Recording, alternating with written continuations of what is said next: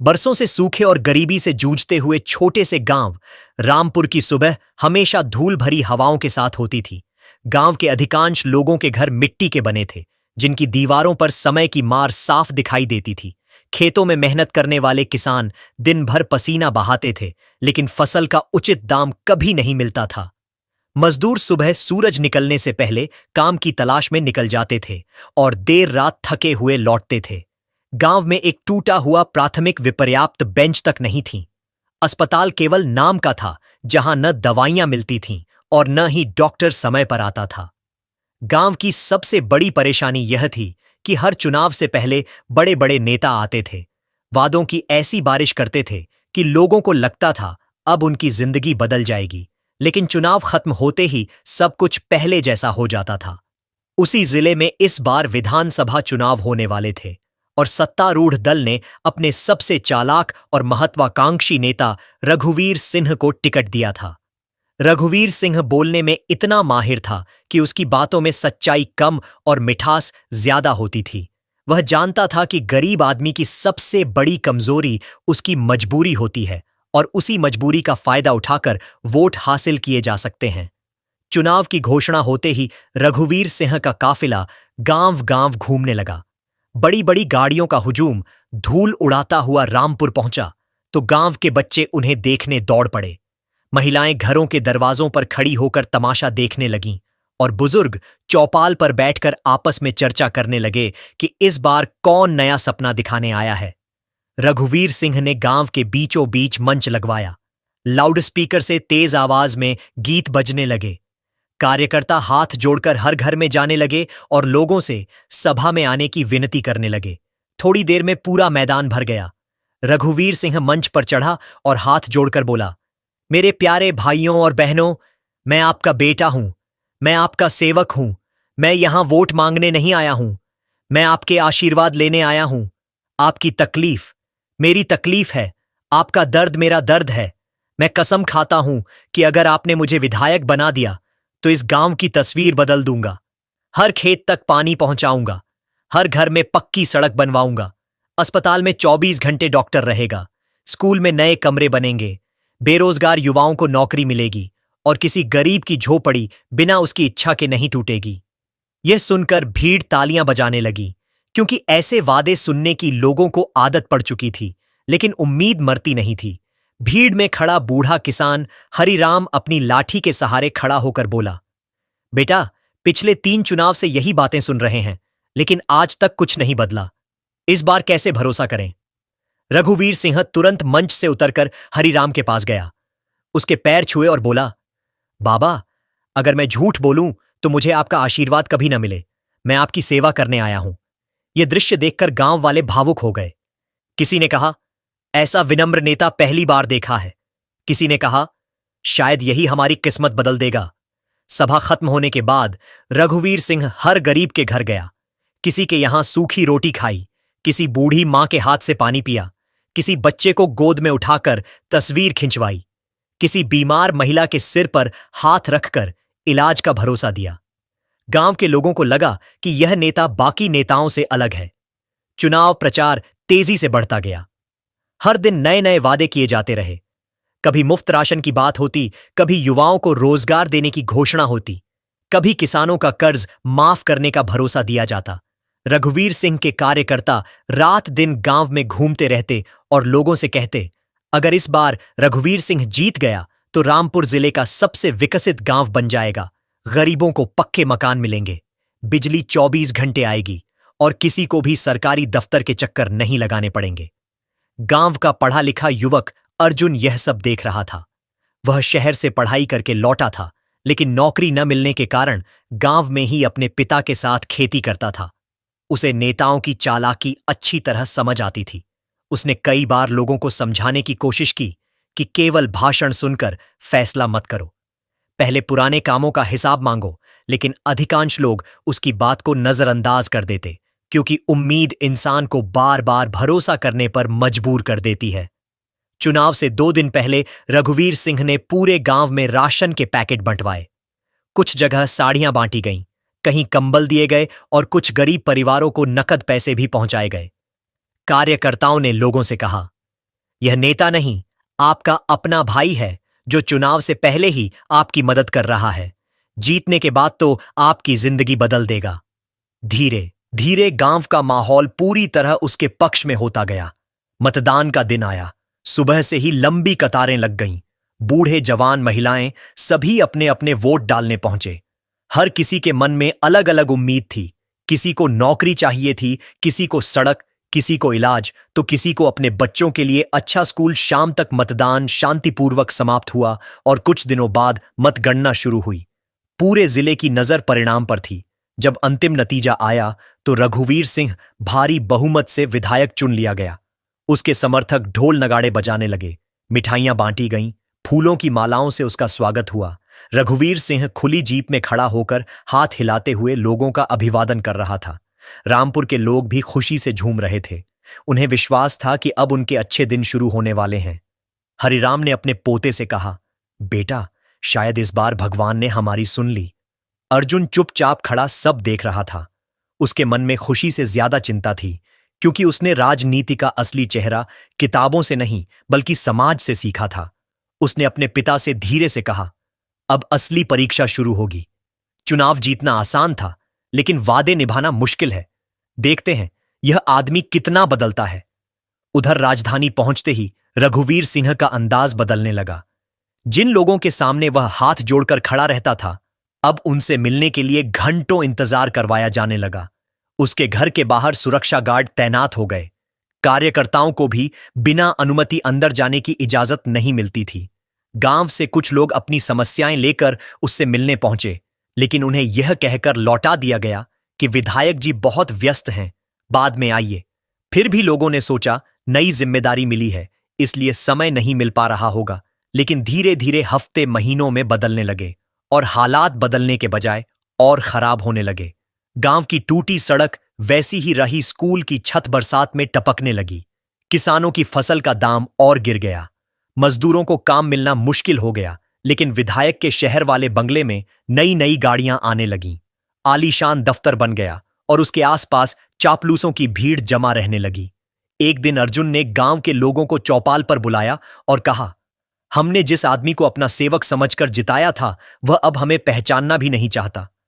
अगर अभी भी हम चुप रहे तो आने वाले समय में वह केवल वादे ही नहीं, हमारे अधिकार भी छीन लेगा। चौपाल पर बैठे लोग एक दूसरे का चेहरा देखने लगे, क्योंकि उनके मन में पहली बार यह सवाल उठ रहा था कि क्या सचमुच जिस आदमी को उन्होंने अपना मसीहा समझा था, वही आगे चलकर उनकी सबसे बड़ी मुसीबत बनने वाला है। अर्जुन की बात सुनने के बाद चौपाल पर बैठे लोगों के चेहरों पर चिंता की लकीरें साफ दिखाई देने लगीं। लेकिन वर्षों से नेताओं के छल और झूठ का सामना करते करते उनके भीतर डर भी बस चुका था। इसलिए कोई खुलकर कुछ कहने की हिम्मत नहीं जुटा पा रहा था। तभी हरिराम ने अपनी कांपती आवाज में कहा, बेटा, अगर अब भी हम चुप रहे तो आने वाली पीढ़ियां हमें कभी माफ नहीं करेंगी। हमने अपने बच्चों के भविष्य की उम्मीद में वोट दिया था, किसी के महल बनाने के लिए नहीं।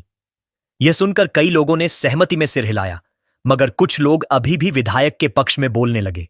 उन्होंने कहा, अभी तो कुछ ही महीने हुए हैं, थोड़ा समय और इंतजार कर लो, शायद काम शुरू हो जाए। अर्जुन ने शांत स्वर में जवाब दिया, इंतजार करने में कोई बुराई नहीं, लेकिन आंखें बंद करके भरोसा करना सबसे बड़ी गलती है। अगर हम अपने अधिकार नहीं मांगेंगे तो कोई हमें थाली में रखकर नहीं देगा। उसी समय गांव में खबर फैली कि विधायक रघुवीर सिंह ने जिले के अधिकारियों के साथ बैठक की है और विकास के नाम पर कई नई योजनाएं शुरू होने वाली हैं। यह सुनते ही गांव वालों के मन में फिर से उम्मीद जाग उठी। अगले ही सप्ताह सरकारी गाड़ियां गांव में पहुंची। अधिकारियों ने नक्शे निकाले, जमीन की नापजोख शुरू की और लोगों से कहा कि यहां एक बड़ा औद्योगिक क्षेत्र बनेगा, जिससे हजारों लोगों को रोजगार मिलेगा। गांव के कई लोग खुश हो गए, क्योंकि उन्हें लगा कि अब उनके बच्चों को शहरों में मजदूरी करने नहीं जाना पड़ेगा। लेकिन अर्जुन को अधिकारियों की बातों में कई खामियां दिखाई दी। उसने कागज देखने की मांग की तो अधिकारी बात घुमाने लगे। उन्होंने कहा, यह सब सरकारी प्रक्रिया है, तुम्हें समझ में नहीं आएगी। अर्जुन ने गांव वालों से कहा, बिना पढ़े किसी भी कागज पर हस्ताक्षर मत करना। लेकिन उसी शाम विधायक के खास लोग गांव में पहुंचे और उन्होंने अलग अलग घरों में जाकर समझाना शुरू कर दिया कि जो लोग सरकार का साथ देंगे उन्हें मुआवजे के साथ नौकरी भी मिलेगी और जो विरोध करेंगे उन्हें कुछ नहीं मिलेगा। गरीब परिवार लालच और डर के बीच उलझ गए।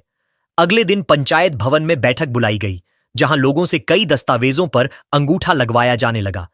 अधिकांश अनपढ़ लोग यह समझ ही नहीं पाए कि वे किस बात की मंजूरी दे रहे हैं। केवल अर्जुन और कुछ पढ़े लिखे युवकों ने दस्तावेज पढ़े तो उनके पैरों तले जमीन खिसक गई। उन कागजों में लिखा था कि गांव की खेती योग्य जमीन सरकार के अधिग्रहण में जाएगी और जरूरत पड़ने पर मकान भी हटाए जा सकेंगे।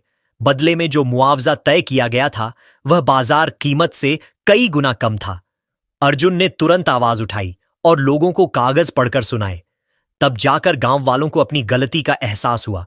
उन्होंने हस्ताक्षर रोक दिए और अधिकारियों से सवाल पूछने लगे, लेकिन अधिकारी गुस्से में वहां से चले गए। उसी रात विधायक के बंगले पर बैठक हुई। रघुवीर सिंह ने अपने लोगों से कहा, गरीबों को ज्यादा बोलने की आदत हो गई है, खासकर वह अर्जुन। अगर अभी उसे नहीं रोका गया तो बाकी गांव भी सिर उठाने लगेंगे। उसके एक साथी ने कहा, साहब चिंता मत कीजिए, हम ऐसा माहौल बना देंगे कि कोई भी आपके खिलाफ बोलने की हिम्मत नहीं करेगा। अगले दिन से गांव में अफवाहें फैलनी शुरू हो गईं। किसी ने कहा, अर्जुन विपक्षी पार्टी का आदमी है। किसी ने कहा, वह विकास रोकना चाहता है। किसी ने कहा, उसे बाहर से पैसे मिल रहे हैं।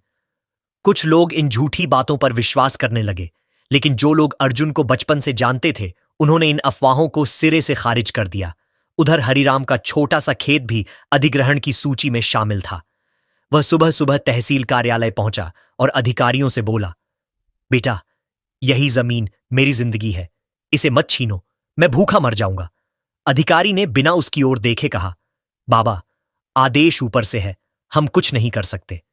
हरिराम रोता हुआ वापस लौटा तो पूरे गांव में सन्नाटा फैल गया, क्योंकि अब लोगों को समझ में आने लगा था कि चुनाव के समय जो नेता गरीबों के पैरों में बैठकर वोट मांगता था वही अब उनकी जमीन छीनने पर उतारू था। कुछ दिनों बाद भारी पुलिस बल के साथ प्रशासन गांव पहुंचा। जेसीबी मशीनें भी साथ थीं। लोगों से कहा गया कि सरकारी जमीन खाली करो वरना कार्रवाई होगी। महिलाएं अपने घरों के सामने बैठ गईं। बच्चे रोने लगे। बुजुर्ग हाथ जोड़कर अधिकारियों से दया की भीख मांगने लगे, लेकिन किसी के दिल पर कोई असर नहीं हुआ। अर्जुन ने लोगों से कहा, हिंसा मत करो, लेकिन अपने अधिकार के लिए डटे रहो। तभी पुलिस ने भीड़ को हटाना शुरू कर दिया। धक्का मुक्की हुई, कई लोग गिर पड़े। हरिराम अपनी झोपड़ी के सामने खड़ा होकर बार बार कहता रहा, यह मेरा घर है, इसे मत तोड़ो, लेकिन किसी ने उसकी बात नहीं सुनी। देखते ही देखते जेसीबी ने उसकी झोपड़ी की दीवार गिरा दी। मिट्टी का घर पल भर में ढेर बन गया। हरिराम वहीं बैठकर फूट फूट कर रोने लगा। गांव की महिलाओं की चीखें दूर तक सुनाई देने लगीं। अर्जुन ने यह सब अपने मोबाइल में रिकॉर्ड किया और अधिकारियों से पूछा, चुनाव के समय तो विधायक ने कहा था किसी गरीब की झोपड़ी नहीं टूटेगी, फिर आज यह क्या हो रहा है? एक अधिकारी ने गुस्से से उसका मोबाइल छीनने की कोशिश की, लेकिन गांव के युवक उसके चारों ओर खड़े हो गए। पहली बार लोगों ने खुलकर प्रशासन का विरोध किया। पुलिस ने लाठियां चलाईं, कई लोग घायल हो गए। अर्जुन के सिर से खून बहने लगा, फिर भी उसने पीछे हटने से इनकार कर दिया। उस दिन रामपुर के लोगों की आंखों से भरोसे का आखिरी पर्दा भी हट गया। उन्हें साफ दिखाई देने लगा कि जिन वादों पर उन्होंने अपना भविष्य टिका दिया था वे केवल चुनाव जीतने का हथियार थे, और सत्ता मिलते ही वही नेता अब गरीबों की आवाज दबाने के लिए ताकत और प्रशासन दोनों का इस्तेमाल कर रहा था।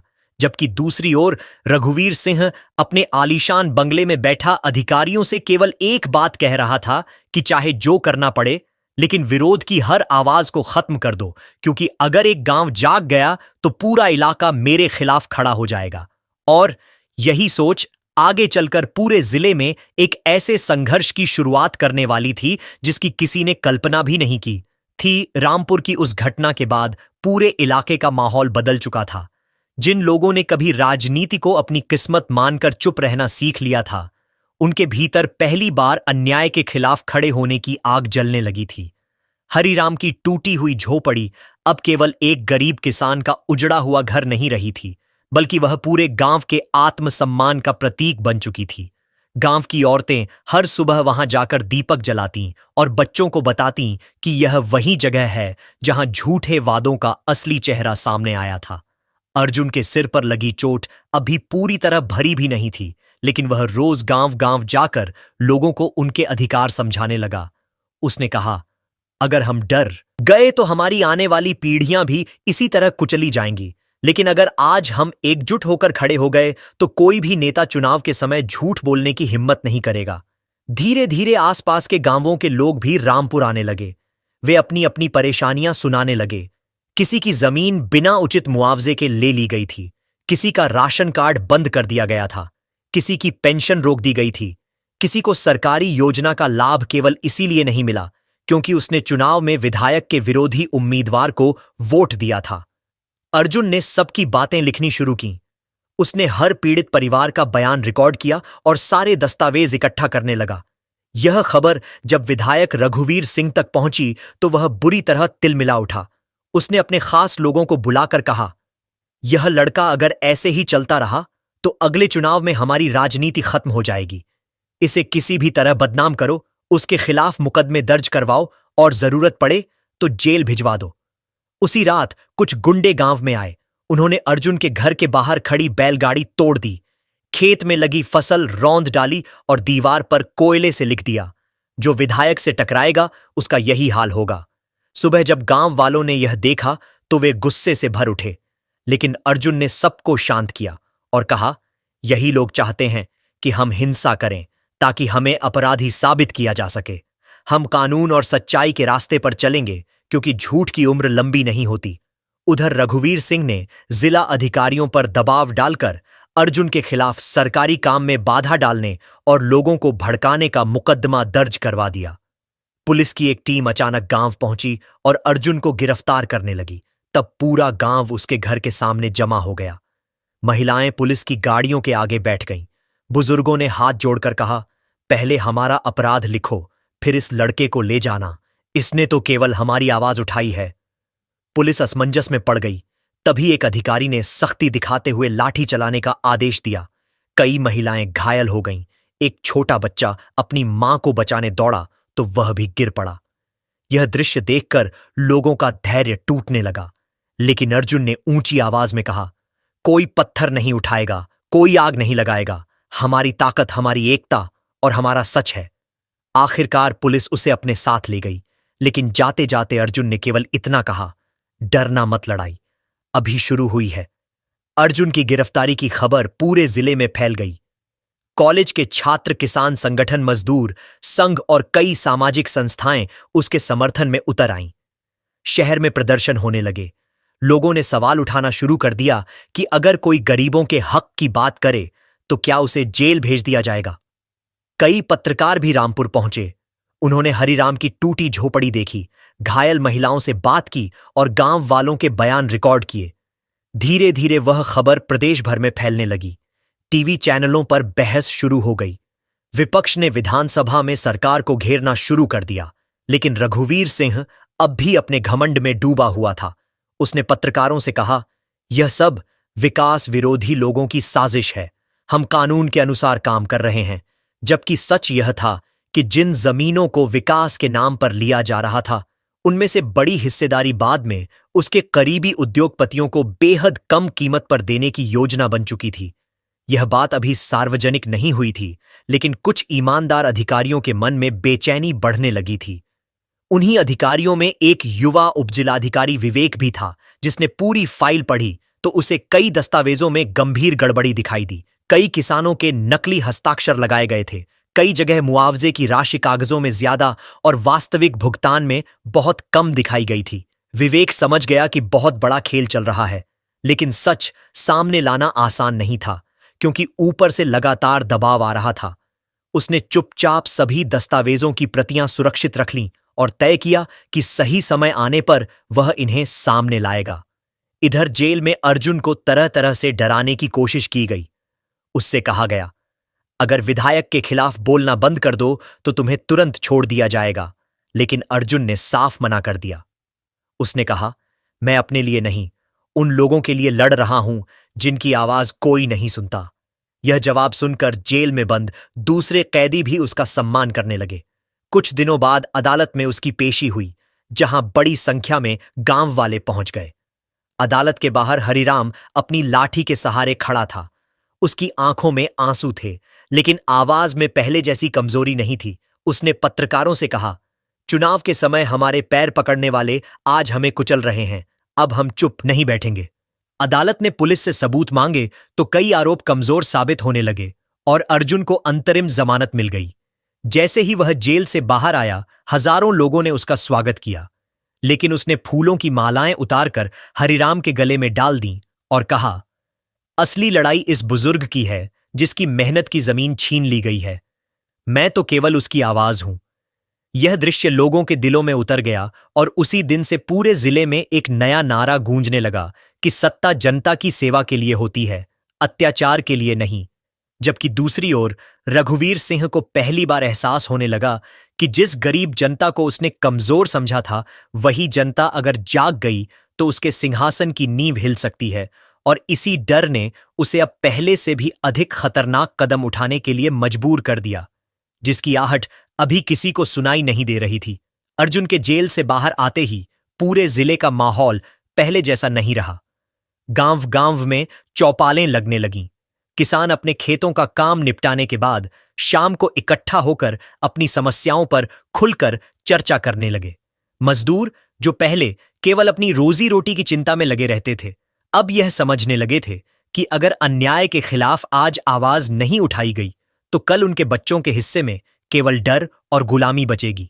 हरिराम की टूटी झोपड़ी अब आंदोलन का केंद्र बन चुकी थी। वहां रोज दूर दूर से लोग आते, उसकी टूटी दीवारों को देखते और अपने मन में यह संकल्प लेकर लौटते कि किसी भी गरीब के साथ दोबारा ऐसा नहीं होने देंगे। अर्जुन ने सभी गांवों के प्रतिनिधियों की एक बड़ी बैठक बुलाई, जिसमें यह फैसला हुआ कि अब किसी भी अधिकारी या नेता से अकेले बात नहीं की जाएगी। हर बातचीत पूरे गांव के सामने होगी और हर दस्तावेज पढ़कर ही उस पर सहमति दी जाएगी। यह निर्णय सुनते ही लोगों का आत्मविश्वास बढ़ गया, लेकिन दूसरी ओर विधायक रघुवीर सिंह का गुस्सा 7वें आसमान पर पहुंच चुका था। उसने अपने सबसे भरोसेमंद लोगों को बुलाकर कहा, यह आंदोलन अगर फैल गया तो अगले चुनाव में हमें कोई नहीं बचा पाएगा। इसलिए लोगों को आपस में लड़ाऊ जाति के नाम पर बांटो, धर्म के नाम पर बांटो, अफवाहें फैलाओ, लेकिन इन्हें एक मत होने मत दो। उसके लोगों ने तुरंत काम शुरू कर दिया। कहीं यह खबर फैलाई गई कि अर्जुन केवल एक खास जाति के लोगों के लिए लड़ रहा है। कहीं कहा गया कि बाहर की संस्थाओं से पैसा लेकर गांव वालों को सरकार के खिलाफ भड़काया जा रहा है। लेकिन इस बार लोगों ने बिना जांचे किसी बात पर भरोसा नहीं किया, क्योंकि वे पहले ही झूठे वादों की कीमत चुका चुके थे। इसी बीच उपजिलाधिकारी विवेक ने चुपचाप उन दस्तावेजों की जांच पूरी कर ली जिनमें जमीन अधिग्रहण से जुड़ी अनियमितताएं थीं। उसे पता चला कि कई 100 एकड़ जमीन का रिकॉर्ड बदला गया है। कई गरीब किसानों की जमीन को सरकारी कागजों में बंजर दिखाया गया, जबकि वहां सालों से खेती हो रही थी।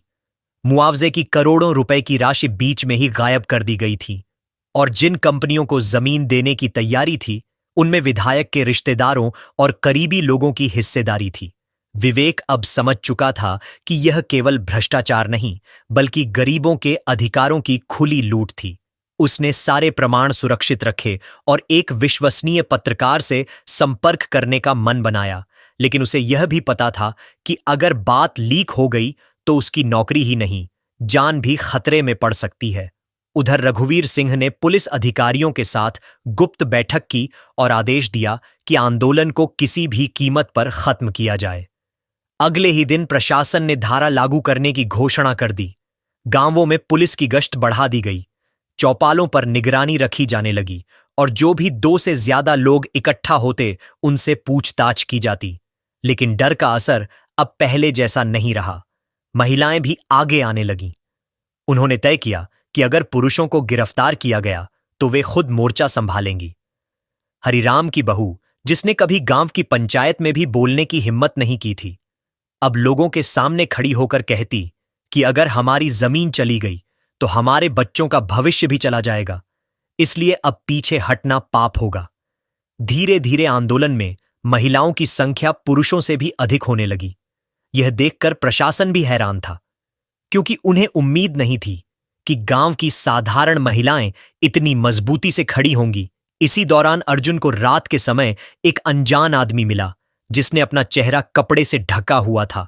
उसने धीरे से कहा, अगर सच जानना चाहते हो तो कल सुबह पुराने कुएं के पास आना और बिना किसी को बताए आना। अर्जुन पूरी रात सोचता रहा कि यह जाल भी हो सकता है, लेकिन अगले दिन वह तय समय पर वहां पहुंच गया। वहां वही आदमी उसका इंतजार कर रहा था।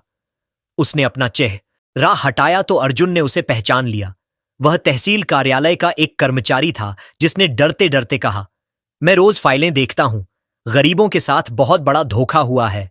मेरे पास कुछ कागजों की प्रतियां हैं, इन्हें संभाल कर रखना। अगर मेरा नाम सामने आया तो मुझे मार दिया जाएगा।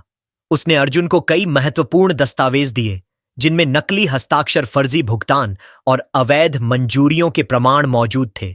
अर्जुन ने उन कागजों को देखते ही समझ लिया कि अब लड़ाई केवल जमीन की नहीं रही, बल्कि पूरे भ्रष्ट तंत्र को बेनकाब करने की है। उसने तुरंत विवेक से संपर्क करने की कोशिश की, क्योंकि उसे महसूस हो गया था कि प्रशासन के भीतर भी कुछ ईमानदार लोग हैं जो सही समय का इंतजार कर रहे हैं। दूसरी ओर रघुवीर सिंह को खबर मिल चुकी थी कि कुछ गोपनीय कागज बाहर निकल चुके हैं। उसने अपने लोगों को आदेश दिया कि जो भी इन दस्तावेजों तक पहुंचा है उसे किसी भी हालत में चुप करा दो। उसी रात अंधेरे में कुछ गाड़ियां गांव की ओर बढ़ीं और उनके भीतर बैठे लोग हथियारों से लैस थे, जबकि रामपुर के लोगों को इस आने वाले खतरे का अभी कोई अंदाजा नहीं था और गांव के ऊपर छाई खामोशी किसी बड़े तूफान से पहले की खामोशी साबित होने वाली थी। रात गहराती जा रही थी। आसमान में बादल छाए हुए थे और कभी कभी बिजली चमकने से पूरे रामपुर की गलियां पल भर के लिए उजाले में नहा जाती थीं। फिर सब कुछ दोबारा अंधेरे में डूब जाता था। गांव के अधिकांश लोग दिन भर की भाग दौड़ के बाद सो चुके थे, लेकिन अर्जुन की आंखों में नींद नहीं थी। वह बार बार उन दस्तावेजों को देख रहा था जो उसे तहसील के कर्मचारी ने दिए थे। हर पन्ने पर गरीबों के साथ हुए धोखे की कहानी लिखी थी। कहीं मृत व्यक्ति के नाम पर भुगतान दिखाया गया था, कहीं ऐसे लोगों के हस्ताक्षर थे जिन्होंने कभी कलम तक नहीं पकड़ी थी, कहीं करोड़ों रुपए की स्वीकृति थी, लेकिन गांव तक उसका 1 रुपया भी नहीं पहुंचा था। अर्जुन समझ गया कि अगर यह सच जनता के सामने आ गया तो केवल विधायक ही नहीं, बल्कि उसके साथ जुड़े कई बड़े अधिकारी और दलाल भी कानून के शिकंजे में आ सकते हैं।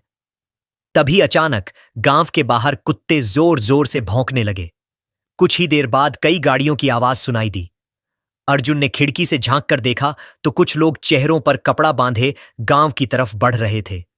उसके मन में खतरे की घंटी बज उठी। उसने तुरंत गांव के कुछ युवाओं को खबर भेजी। देखते ही देखते कई लोग लाठी लेकर चौपाल की ओर पहुंच गए, लेकिन अर्जुन ने सबको समझाया कि कोई पहले हमला नहीं करेगा, केवल गांव की रक्षा करेगा। उधर वे नकाबपोश लोग सीधे हरिराम की टूटी झोपड़ी की ओर बढ़े। उनमें से एक ने कहा, इस जगह को खत्म कर दो, तभी आंदोलन की निशानी मिटेगी। उन्होंने मिट्टी के ढेर पर मिट्टी का तेल छिड़कना शुरू कर दिया। तभी गांव की महिलाओं ने शोर मचा दिया और देखते ही देखते पूरा गांव जाग गया। लोग चारों तरफ से दौड़ पड़े। नकाबपोशों ने लोगों को डराने के लिए हवा में गोलियां चलाईं। बच्चे रोने लगे, महिलाएं अपने परिवारों को संभालने लगीं, लेकिन इस बार गांव पीछे हटने वाला नहीं था। हरिराम अपनी उम्र भूलकर लाठी के सहारे आगे बढ़ा और ऊंची आवाज में बोला, यह झोपड़ी नहीं, हमारी इज्जत है। इसे जलाने से पहले हमें जलाना होगा। उसकी आवाज सुनते ही सैकड़ों लोग एक साथ उसके पीछे खड़े हो गए। नकाबपोशों को उम्मीद नहीं थी कि पूरा गांव इस तरह एकजुट हो जाएगा। उन्होंने कुछ देर तक डराने की कोशिश की, लेकिन जब लोग पीछे नहीं हटे तो वे गाड़ियों में बैठकर भाग निकले। जाते जाते उनमें से एक आदमी का चेहरा खुल गया, जिसे गांव के कई लोगों ने पहचान लिया। वह विधायक रघुवीर सिंह का पुराना कार्यकर्ता था। पत्रकार फिर रामपुर पहुंचने लगे। कैमरों के सामने हरिराम ने कांपती आवाज में कहा, चुनाव के समय यही लोग हमारे घर आकर रोटी खाते थे, आज हमारी झोपड़ी जलाने आए हैं। इससे बड़ा धोखा क्या होगा। यह बयान लोगों के दिलों को छू गया। शहरों में भी इस घटना की चर्चा होने लगी। उधर उपजिलाधिकारी विवेक अब और ज्यादा चुप नहीं रह सका। उसने अर्जुन से गुप्त मुलाकात की और कहा, मेरे पास भी ऐसे प्रमाण हैं जो साबित कर देंगे कि जमीन घोटाला सुनियोजित तरीके से किया गया है, लेकिन इन्हें सीधे सार्वजनिक करना आसान नहीं होगा, क्योंकि मेरे ऊपर भी निगरानी रखी जा रही है। अर्जुन ने कहा, सच जितना देर से सामने आएगा उतने ज्यादा गरीब बर्बाद होंगे। विवेक ने गहरी सांस लेते हुए कहा, ठीक है, फिर अब पीछे हटने का सवाल ही नहीं उठता। दोनों ने तय किया कि सारे प्रमाण एक साथ अदालत और मीडिया के सामने रखे जाएंगे, ताकि कोई उन्हें दबा न सके। इसी बीच विधायक रघुवीर सिंह के बंगले पर बेचैनी बढ़ती जा रही थी। उसने अपने सलाहकारों से पूछा, आखिर यह आंदोलन खत्म क्यों नहीं हो रहा? तब एक बुजुर्ग राजनीतिक सलाहकार बोला, क्योंकि इस बार लोग किसी पार्टी के पीछे नहीं बल्कि अपने अधिकार के पीछे खड़े हैं, और अधिकार की लड़ाई डर से नहीं रुकती। यह बात सुनकर रघुवीर सिंह कुछ पल के लिए चुप हो गया, लेकिन उसका घमंड अभी भी टूटा नहीं था। उसने कहा, अगर कानून से काम नहीं चलता तो राजनीति से काम लेंगे, अगर राजनीति से नहीं चलता तो ताकत से काम लेंगे, लेकिन किसी भी कीमत पर मेरी कुर्सी नहीं जानी चाहिए। उसी समय उसके एक खास आदमी ने आकर बताया कि विपक्ष के कई बड़े नेता भी रामपुर आने वाले हैं, और राष्ट्रीय मीडिया ने भी इस मामले को उठाना शुरू कर दिया है। यह सुनते ही रघुवीर सिंह के चेहरे का रंग उड़ गया, क्योंकि अब मामला केवल एक गांव तक सीमित नहीं रहा था, बल्कि पूरे प्रदेश की नजर उस पर टिक चुकी थी। दूसरी ओर रामपुर में पहली बार लोगों के चेहरों पर डर से ज्यादा विश्वास दिखाई देने लगा था। महिलाएं आंदोलन के लिए भोजन बना रही थीं, युवक गांव की निगरानी कर रहे थे, बुजुर्ग बच्चों को एकता का महत्व समझा रहे थे, और हरिराम अपनी टूटी झोपड़ी के सामने बैठकर आने वाले हर व्यक्ति से केवल एक ही बात कहता था कि गरीब की सबसे बड़ी ताकत उसका सच होता है। अगर वह सच के साथ खड़ा रहे तो दुनिया की कोई ताकत उसे हमेशा के लिए नहीं हरा सकती। लेकिन किसी को यह अंदाजा नहीं था कि अगले ही कुछ दिनों में ऐसे रहस्य सामने आने वाले थे जो केवल रघुवीर सिंह की राजनीति ही नहीं बल्कि पूरे जिले के भ्रष्ट तंत्र की नींव हिला देंगे। और उन्हीं रहस्यों के खुलते ही सत्ता और जनता के बीच शुरू हुई यह लड़ाई अपने सबसे निर्णायक मोड़ पर पहुंचने वाली थी। आखिर वह दिन भी आ गया जब अर्जुन और विवेक ने सारे दस्तावेज अदालत और मीडिया के सामने रख दिए। एक एक प्रमाण ने रघुवीर सिंह के झूठ की परतें खोल दी। जांच शुरू हुई तो कई अधिकारी गिरफ्तार हुए, करोड़ों रुपए के घोटाले का खुलासा हुआ, और यह साबित हो गया कि गरीबों की जमीन छल और धोखे से छीनी गई थी। अदालत ने सभी पीड़ित किसानों को न्याय देने का आदेश दिया। रघुवीर सिंह को उसके पद से हटाकर गिरफ्तार कर लिया गया। उसकी संपत्तियों की जांच शुरू हुई, और जिन लोगों ने अत्याचार में उसका साथ दिया था वे भी कानून की गिरफ्त में आ गए। रामपुर के किसानों को उनकी जमीन वापस मिलने लगी। जिनकी जमीन लौटाना संभव नहीं था उन्हें उचित मुआवजा दिया गया। हरिराम की टूटी झोपड़ी की जगह गांव वालों ने मिलकर एक स्मारक बनाया, जहां हर साल लोग इकट्ठा होकर यह संकल्प लेने लगे कि अब कभी किसी नेता पर आंख बंद करके भरोसा नहीं करेंगे। अर्जुन ने किसी पद या चुनाव की इच्छा नहीं जताई। उसने केवल इतना कहा कि जागरूक जनता ही सबसे बड़ी ताकत होती है, क्योंकि जब जनता अपने अधिकार पहचान लेती है तब कोई भी नेता उसके विश्वास का सौदा नहीं कर सकता। रामपुर फिर से बसने लगा। खेतों में हरियाली लौट आई, बच्चों की हंसी फिर गलियों में गूंजने लगी, और लोगों ने अपनी मेहनत से नया भविष्य बनाया। जबकि रघुवीर सिंह जेल की सलाखों के पीछे बैठकर अपने किए पर पछताता रहा, और उसकी कहानी उन सभी नेताओं के लिए एक चेतावनी बन गई जो चुनाव के समय गरीबों से वोट मांगकर सत्ता में आने के बाद उन्हीं पर अत्याचार करने लगते हैं, क्योंकि अंत में जीत हमेशा सत्य, न्याय और जनता की एकता की ही होती है। दोस्तों, अगर आपको और प्रेरणादायक कहानी पसंद आई हो तो वीडियो को लाइक करें, चैनल को सब्सक्राइब करें और बेल आइकन जरूर दबाएं, ताकि ऐसी ही दिल छू लेने वाली कहानियां आप तक सबसे पहले पहुंचती रहें। धन्यवाद।